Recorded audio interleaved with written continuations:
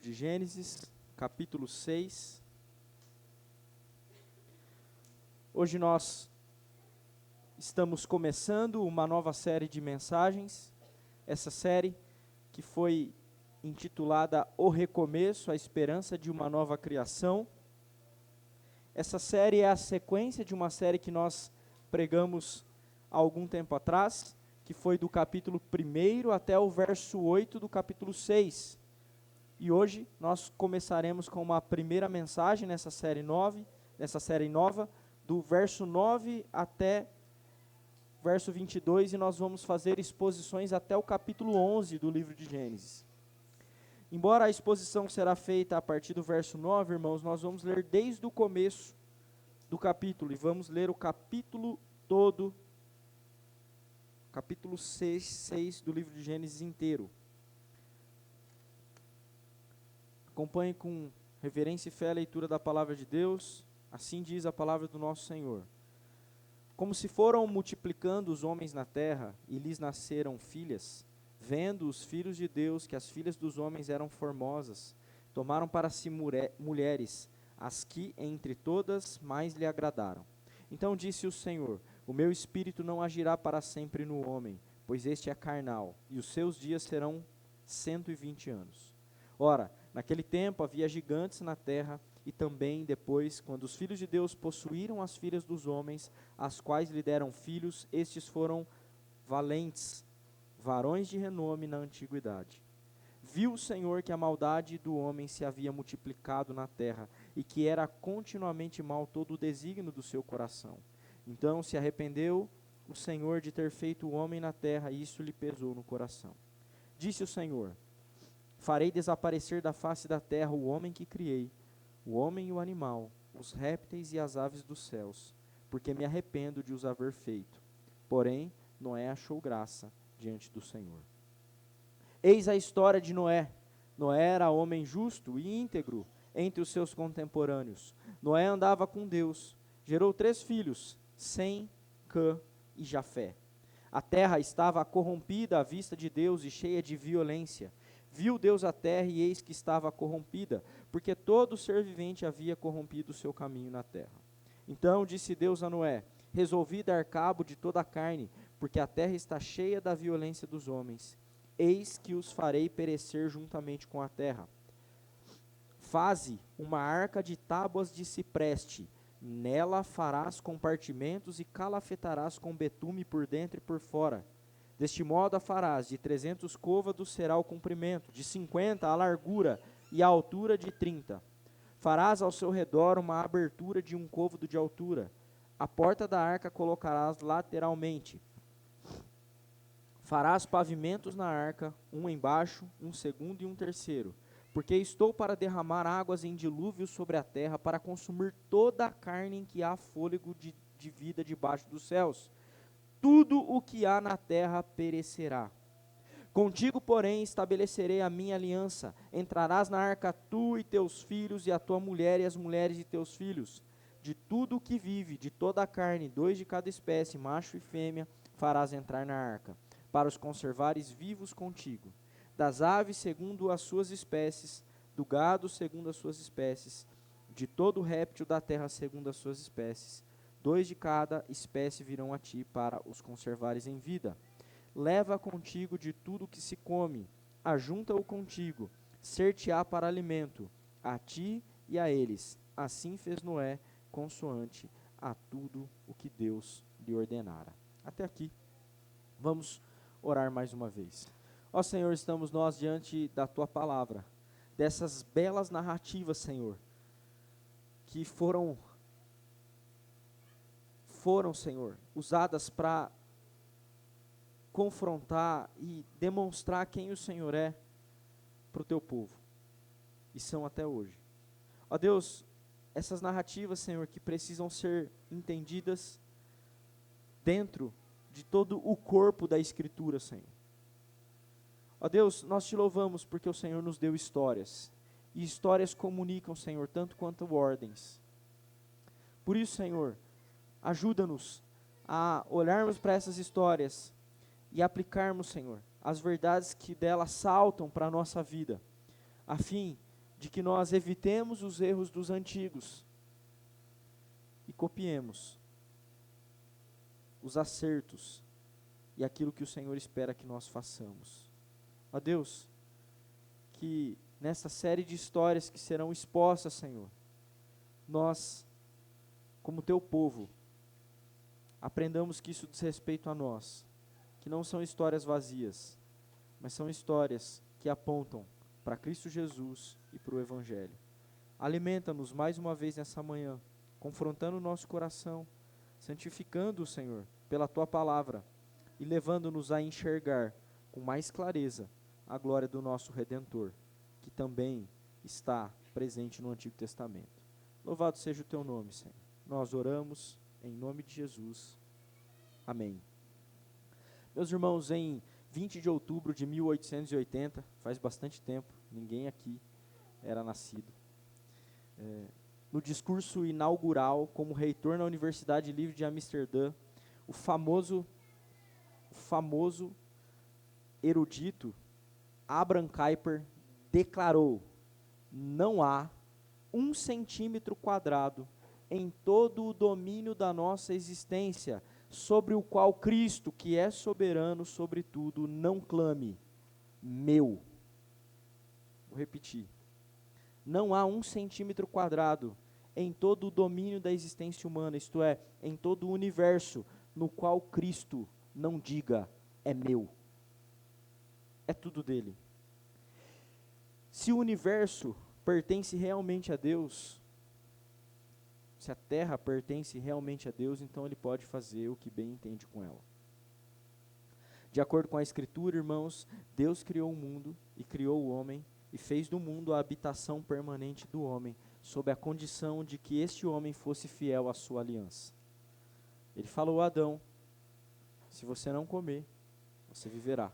Se você comer do fruto que te é proibido, você morrerá. Cultive a terra. Deus criou tudo como o lugar permanente do homem, desde que ele cumprisse a aliança. Por isso, ele é o proprietário e o homem é o quebrador da aliança.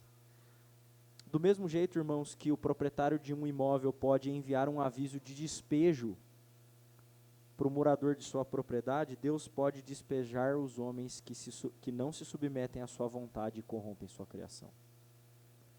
É direito criacional, é direito divino, que pertence exclusivamente a Deus.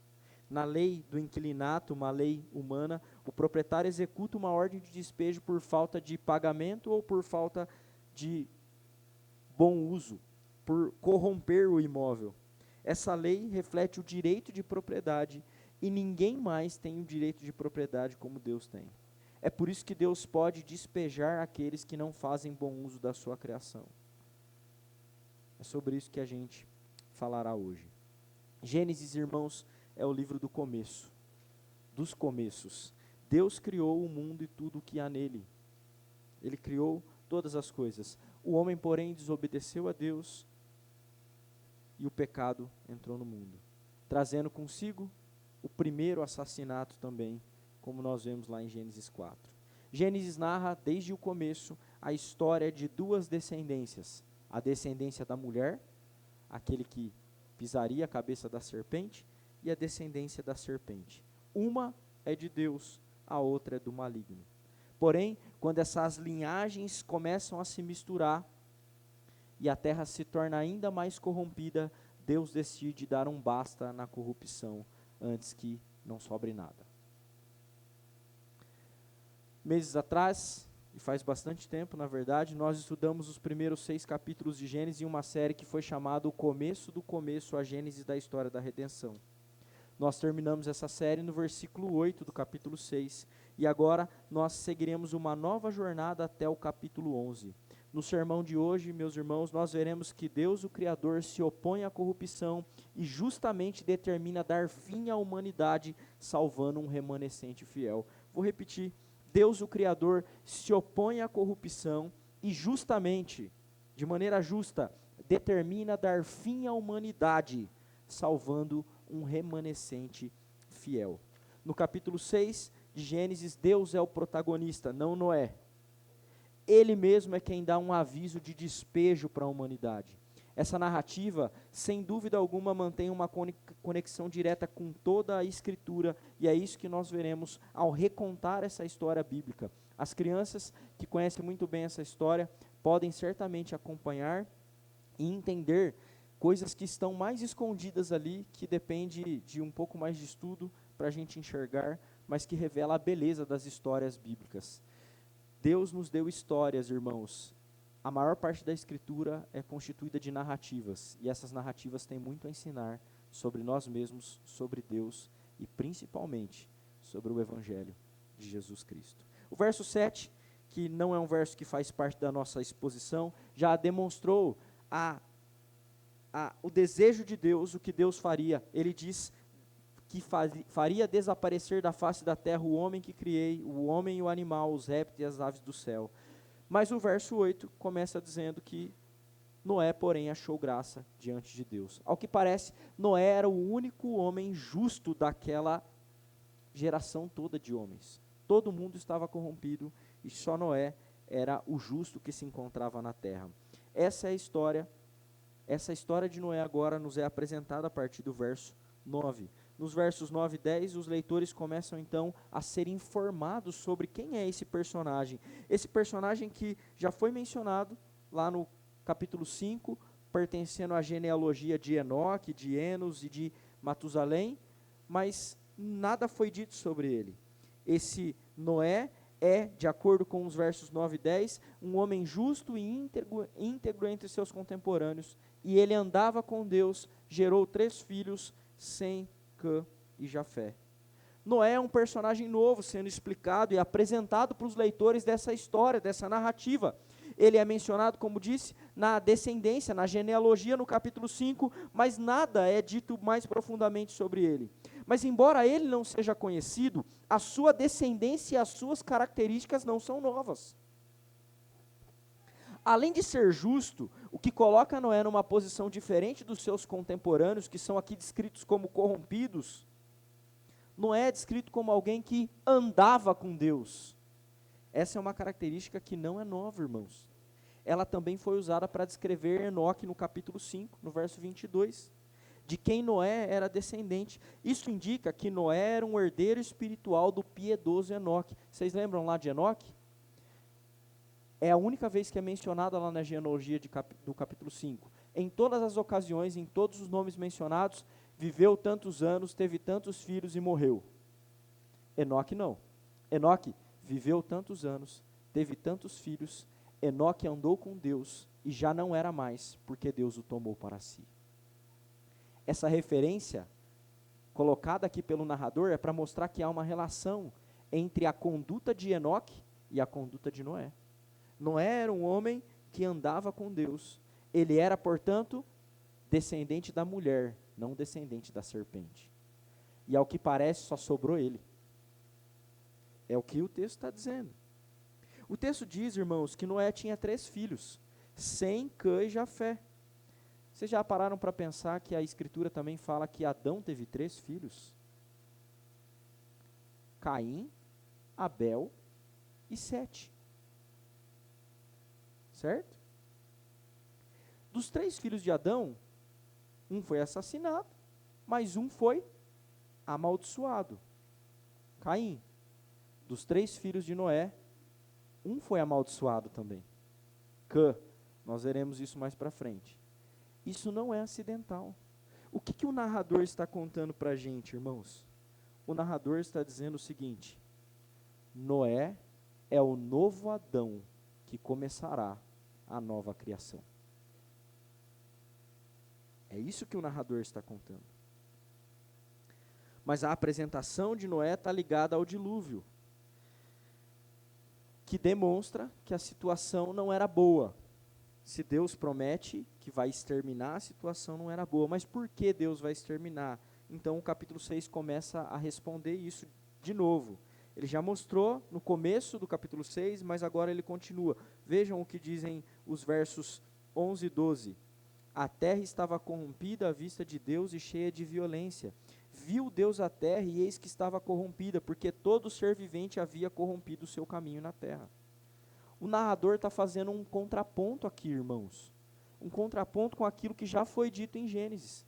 Em Gênesis 1:31, o que é dito lá? Deus está criando e várias vezes é dito, e viu Deus que isso era bom.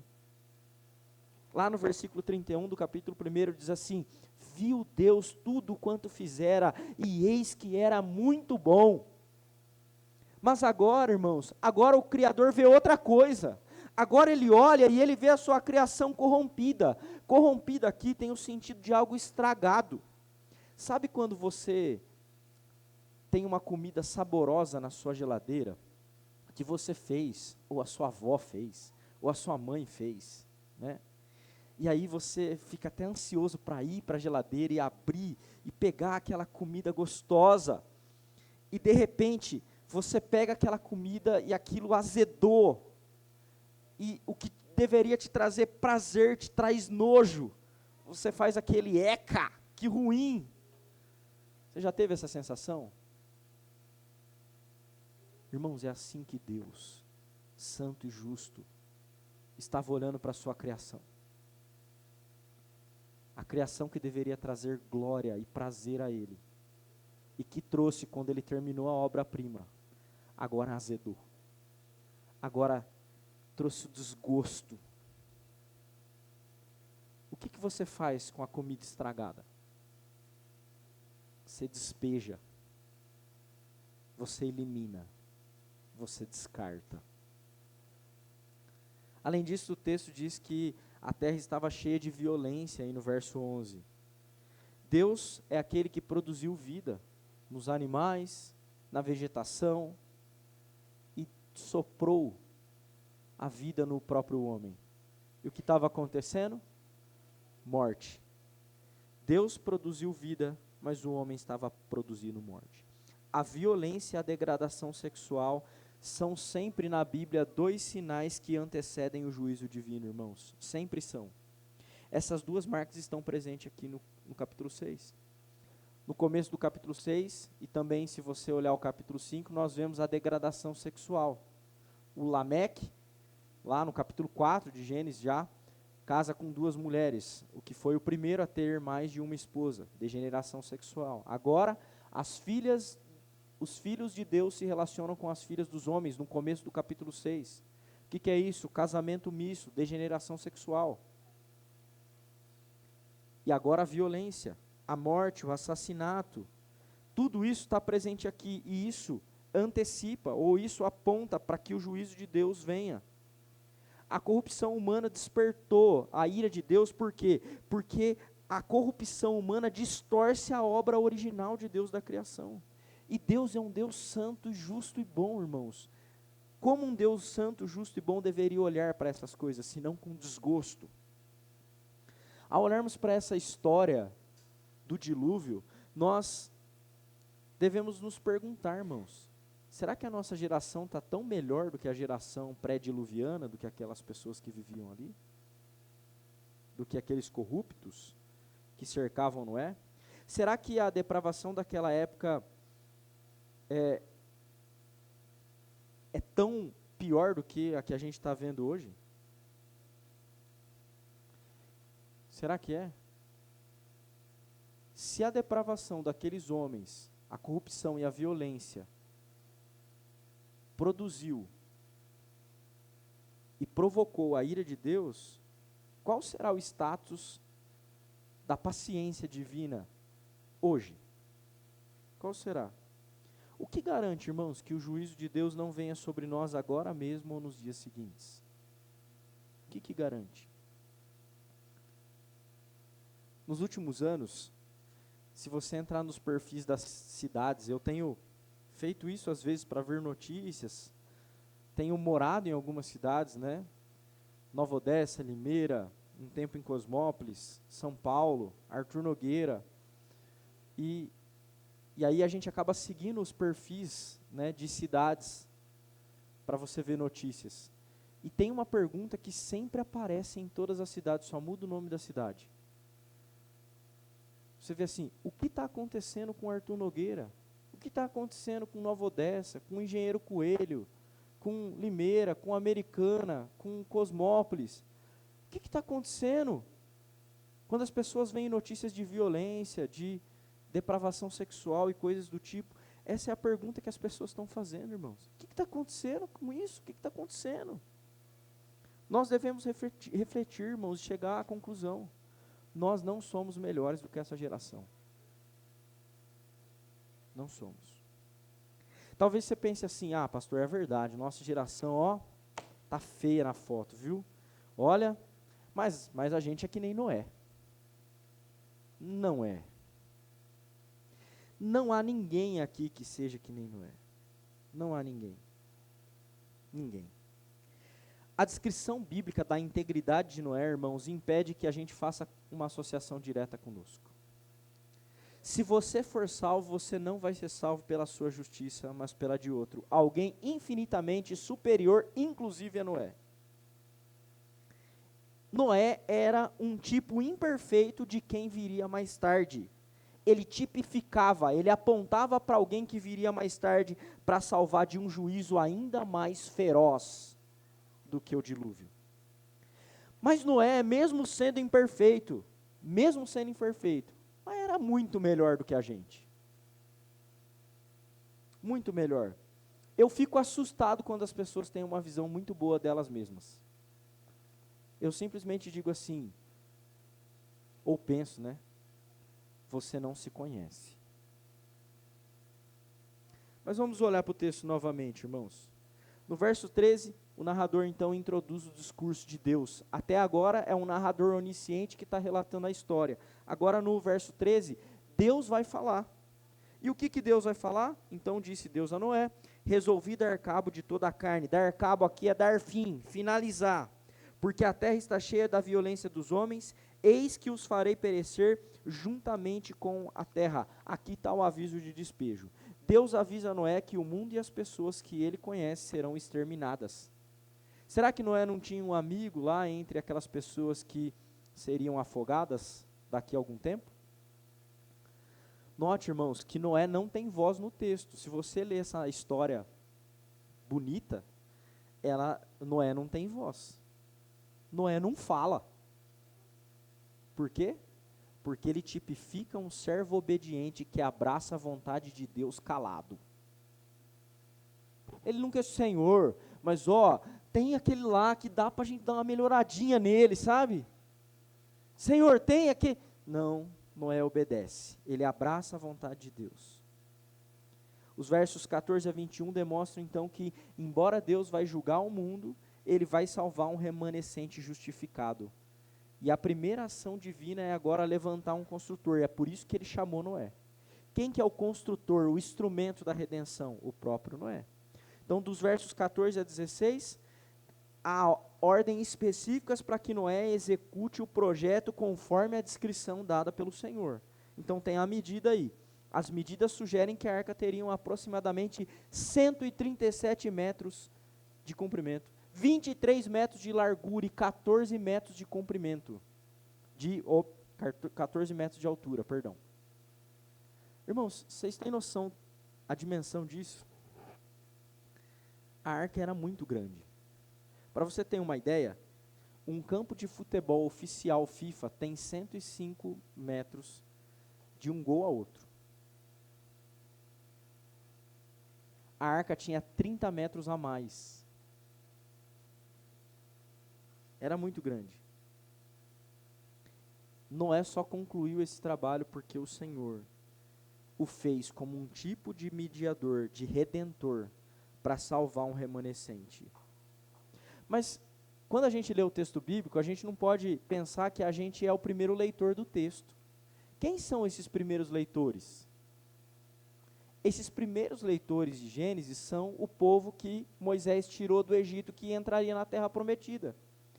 Quando esses crentes leram, e Moisés escreveu primariamente para eles, quando esses crentes leram esse texto, o que veio na cabeça deles? Espera aí. O Moisés também fez uma arca. Ele também construiu uma coisa que deveria ser feita conforme o modelo que o Senhor mostrou, o tabernáculo. E curiosamente a palavra arca aqui é a mesma palavra arca para a arca da aliança. O que o narrador está mostrando para a gente, irmãos? O narrador está mostrando para a gente que Noé é um novo Adão, o primeiro Moisés e, acima de tudo, um tipo de Cristo. O que é um tipo? Com a história toda, Deus está mostrando o seguinte, eu vou julgar essa geração aqui. Eu vou julgar essa geração. E isso vai ser registrado. E Deus inspira Moisés para registrar a história. E esse registro deve servir para o mundo entender que um dia chegará um juízo que será definitivo. As histórias bíblicas, irmãos, são relatos reais que manifestam o propósito revelacional de Deus. No dilúvio, Deus levantou um homem para construir um meio pelo qual um remanescente fiel seria salvo. O mesmo aconteceu com Moisés. Contudo, tanto a arca como o tabernáculo, que foram construídos exatamente como Deus mandou, elas apontavam para uma construção definitivamente superior. Tanto a arca como o tabernáculo são um símbolo, um tipo de uma construção superior, uma cruz. Essa cruz salva de verdade. Somente a obra de Jesus, irmãos, é que pode livrar o homem de uma vez por todas do juízo vindouro. Haverá um acerto de contas muito maior que o dilúvio. Muito maior. As águas do dilúvio foram universais, isto é, ela preencheu o mundo inteiro. Mas diferente do dilúvio, o juízo que virá será também universal, mas ele será permanente, não temporário. Ele será definitivo. Nenhum de nós pode ser um construtor da redenção. Como a família de Noé, a gente pode desfrutar dela. A família de Noé é salva por causa de Noé. Mas assim como a família de Noé certamente creu em Deus, por meio de Noé, nós temos que crer em Jesus, irmãos. Porque se nós crermos em Jesus, nós teremos mais força para vivermos nesse mundo corrupto como justos. Nós teremos não apenas a garantia de que nós desembarcaremos em novos céus e uma nova terra, mas nós também teremos a garantia de que nós podemos viver como luzeiros nesse mundo, se nós nos agarrarmos na obra do nosso Salvador e na pessoa do nosso Salvador. O juízo, como eu disse, do dilúvio tinha um aspecto universal, não regional. Todo mundo e até os animais foram exterminados. Veja o que diz o verso 17. Porque eu estou para derramar águas em dilúvio sobre a terra, para consumir toda a carne em que há fôlego de vida debaixo dos céus. Tudo o que há na terra perecerá. Entretanto, algumas poucas pessoas, a saber, 8 pessoas, e alguns pares de animais foram salvos. Por quê? Por meio de uma aliança feita e estabelecida com Noé. Olha o que diz o versículo 18. Contigo, porém, estabelecerei a minha aliança. Ele diz, com vocês, porém, estabelecerei a minha aliança? Com os 8? Ou ele diz, contigo, com você, Noé, estabelecerei a minha aliança? Entende, irmãos? Nós só podemos ser salvos por meio da aliança que Deus faz com o mediador. E quem é esse que tem uma aliança com Deus? Um mediador perfeito, que é o nosso Senhor Jesus Cristo. Ele é um mediador fiel. A aliança de Noé aponta para uma aliança superior concretizada em Cristo. Somente por meio de Cristo os homens serão salvos. Noé foi um mediador imperfeito, como a história nos mostra, depois nós veremos isso, mas Cristo um mediador perfeito. O Senhor Jesus, irmãos, não fará como Noé. Ele vai apresentar um povo puro diante de Deus. Ele vai apresentar esse povo em perfeição diante de Deus. As oito pessoas que entraram na arca morreram depois. Mas aqueles que se agarram à cruz de Cristo escaparão definitivamente do poder da morte, mesmo que morram. Aqueles que estiverem em Cristo escaparão definitivamente do juízo e viverão para sempre, ainda que passem pela morte. O próprio Noé, hoje, vive aguardando a ressurreição pela fé em um mediador superior a ele mesmo, que é Cristo. O verso 22 encerra o capítulo, afirmando: assim fez Noé consoante a tudo que o Senhor lhe ordenara. Ou seja, Noé obedeceu com bastante perfeição. Mas Noé era um pecador e falhou mais tarde. A sua história aponta isso. A história mostra que nós precisávamos de um Adão superior, que é aquele que a Escritura no Novo Testamento chama de segundo Adão. O Senhor Jesus Cristo. O Senhor Jesus Cristo executou com perfeição a sua obra. Ele jamais falhou. A sua obra, a obra de Jesus, é mais sólida do que a arca que flutuou sobre as muitas águas do juízo, irmãos. É por isso que, agarrados ao nosso obediente Salvador, nós precisamos e nós nos livraremos do juízo divino que destruirá os ímpios. Noé foi um tipo de Cristo para mostrar que um Salvador melhor viria, alguém que nos livra definitivamente do poder da morte.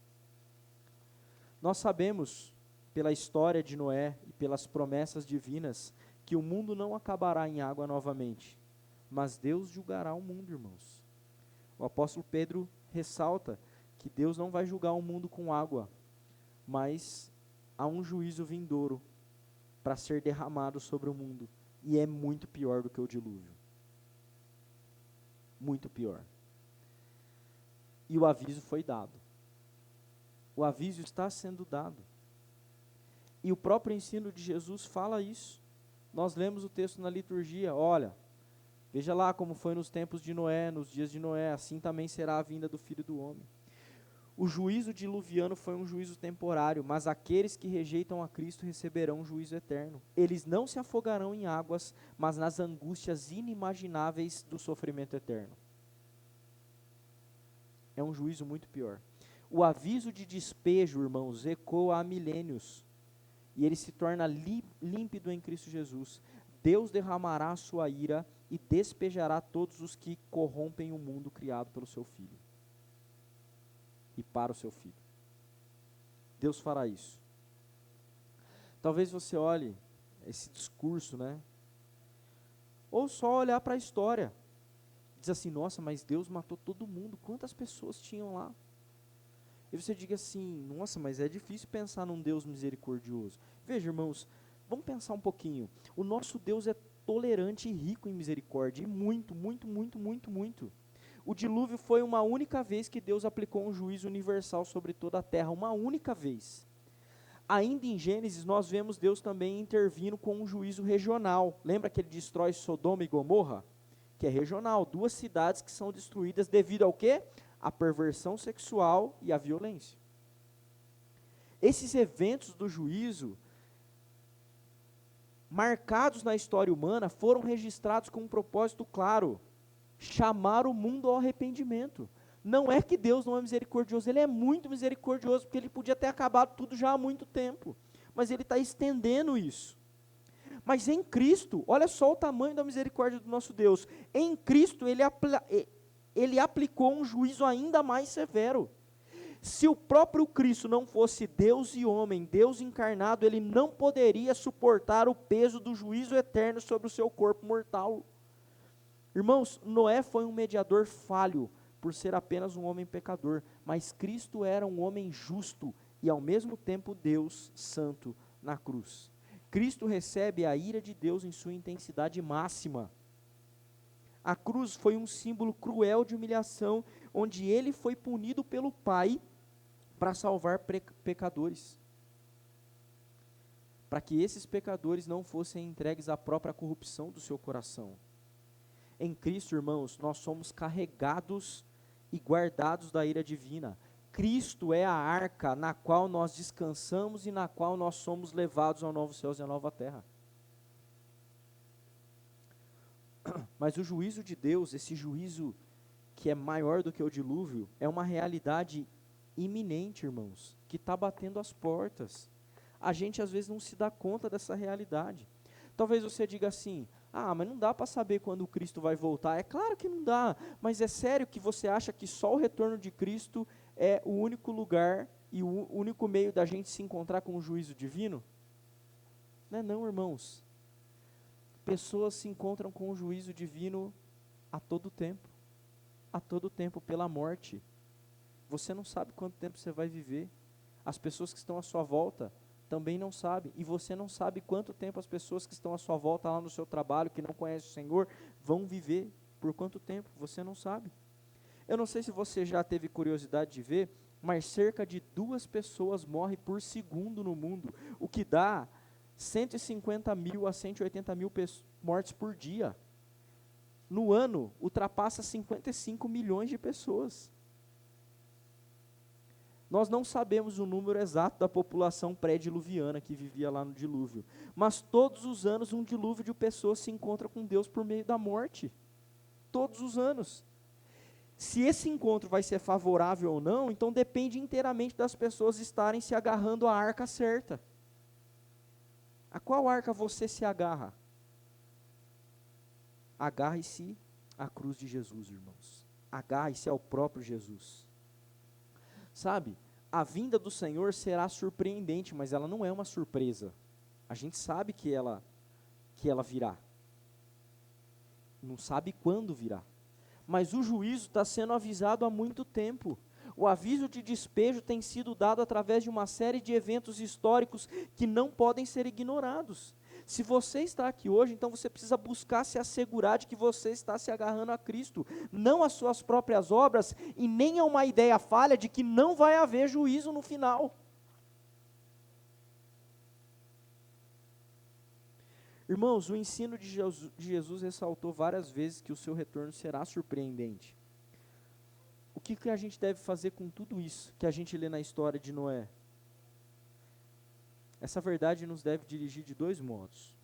O primeiro modo é que se nós temos um mediador melhor do que Noé, então nós devemos imitá-lo. Imitar esse mediador.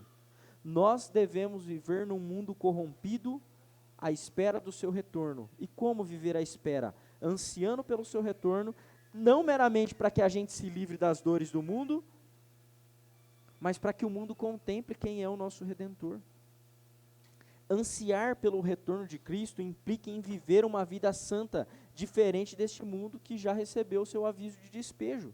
É necessário, irmãos, como diz o texto de Filipenses que lemos na liturgia, resplandecer como luzeiros no mundo. E como? Preservando a palavra da vida. Nós vivemos num mundo corrupto, que já tem o aviso de despejo. Não vive igual eles. Imite o seu Redentor, que é melhor do que Noé.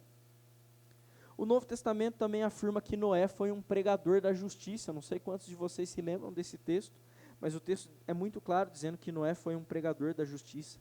Gênesis não detalha essa parte da história em que Noé pregava para as pessoas, mas é evidente que Noé não possuía uma área 51 que escondia um objetinho de 137 metros de comprimento. Não tinha um grande galpão para ele fazer isso lá. Então, provavelmente as pessoas ao seu redor viram a construção e Noé disse para elas. Talvez ele tenha sido tratado como tolo. Mas você tem medo de ser tratado como tolo? Quando você diz que haverá um retorno de Cristo e que é um Salvador, que as pessoas precisam se arrepender dos seus pecados? Ao que parece, Noé não tinha esse medo, porque ele foi com a arca até o final. Irmãos, nós não devemos sair aterrorizando as pessoas. Nós precisamos alertá-las do juízo e mostrar o Evangelho para elas. Elas podem se encontrar com Deus não por meio do juízo apenas, mas por meio da morte. Lembre-se da estatística que eu disse. 2 pessoas morrem por segundo. Você quer ver como isso é assustador? 2, 4, 6, 8, 10, 12, 14, 16, 18, 20. 20 pessoas morreram. Agora já passou. E essas pessoas estão se encontrando com o juízo de Deus. E você está fazendo o quê? Você está anunciando que haverá um Deus que redimirá o mundo da morte, da corrupção, da violência, e que Ele preservará um remanescente fiel que segue a Jesus? Você tem apresentado a essas pessoas que estão morrendo um Jesus que reina? Você tem apresentado às pessoas que estão morrendo um Jesus que salva? Você acha que a nossa realidade é tão diferente da realidade do povo pré-diluviano? Irmãos, as pessoas estão morrendo. E você está contando para elas que há um Salvador ou não? Você está contando para elas que houve um Deus que encarnou e recebeu o juízo no lugar delas, para que elas não morram? Milhares de pessoas estão morrendo diariamente. Um dilúvio de pessoas se encontra com o juízo de Deus anualmente. E os crentes estão fazendo o quê? Vivendo a vida deles na terra? Ou anunciando o rei que rege sobre céus e terra? É isso que a história de Noé nos chama a fazer. Vamos orar. Ó Senhor, nós te louvamos. Porque, Senhor, se o Senhor não tivesse tomado a iniciativa, de forma alguma nós teríamos nos agarrado à cruz de Jesus. Mas o Senhor tomou a iniciativa de nos salvar no teu plano eterno. E de, no tempo, Senhor, fazer o teu Espírito mudar o nosso coração. Nós não somos melhores, Senhor, do que a geração pré-diluviana. E também não somos melhores do que os ímpios que estão aí fora. Por isso nos ajuda, Senhor, a sermos como o Senhor é, cheio de graça e misericórdia. E anunciarmos ao mundo, Senhor, que há um Deus que salva. Que ainda há uma arca, e uma arca muito mais forte do que a de Noé. Uma arca inquebrável, que nos faz sermos apresentados diante do Senhor como justos.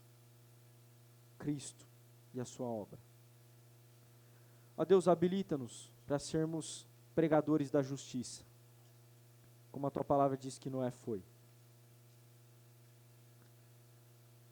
Ajuda-nos, Senhor, a vivermos nesse mundo não se misturando com os ímpios e com a corrupção deles, mas ao mesmo tempo, Senhor, anunciando a eles a verdade e vivendo em tranquilidade, porque nós sabemos que quando o juízo bater as portas, nós estaremos bem, não por causa das nossas obras, mas por causa das obras de Jesus, o nosso fiel mediador.